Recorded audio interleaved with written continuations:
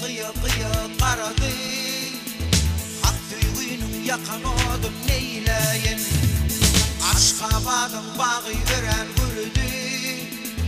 Şol bağırda tüyü odu dürüdü. Delik bize kıyı karadı.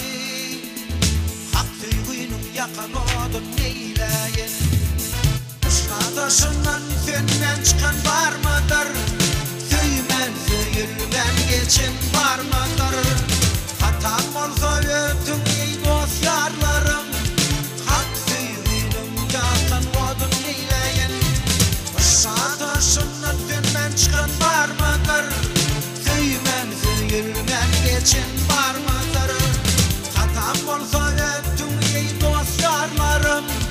Hak tüyünün yakan odun neyleyin.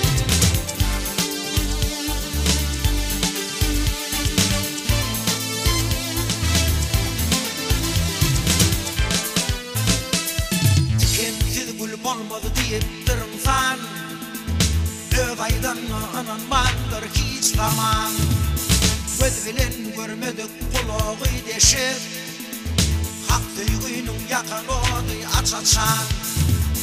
Dikensiz gül olmadı deyip durumsan, Övaydan ananmandır hiç zaman.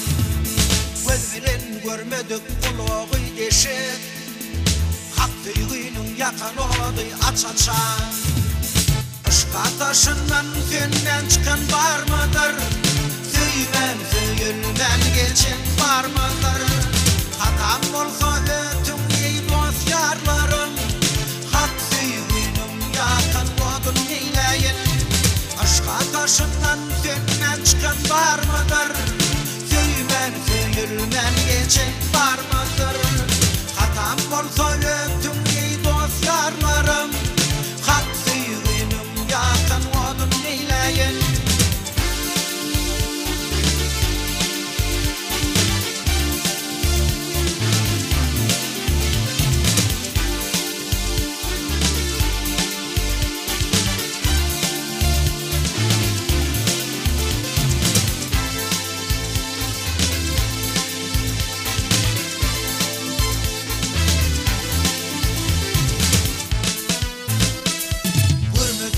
Öğüt olsun sözlerim, yanmadığa öğüt olsun gözlerim. Olsa hak tüyü olmasa bakar yazlarım.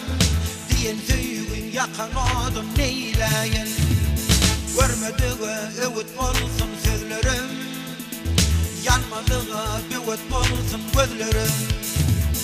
Olsa hak tüyü olmasa bakar yazlarım. Diyen tüyün yakan odun neyleyin. Olsa hak tüyü olmasa bakar yazlarım. Diyen tüyün yakan odun neyleyin. Aşk ateşinden fenden çıkan var mıdır? Tüymen tüyülmen geçin var mıdır? Hatam olsa ötün ey dost yarlarım. Hak tüyünün yakan odun neyleyin. Aşk ateşinden fenden çıkan var mıdır? Tüymen tüyülmen geçin var mıdır? Hatam olsa ötün ey dost yarlarım. Hak tüyünün yakan odun neyleyin. Aşk ateşinden fenden çıkan var mıdır? Tüymen tüyülmen geçin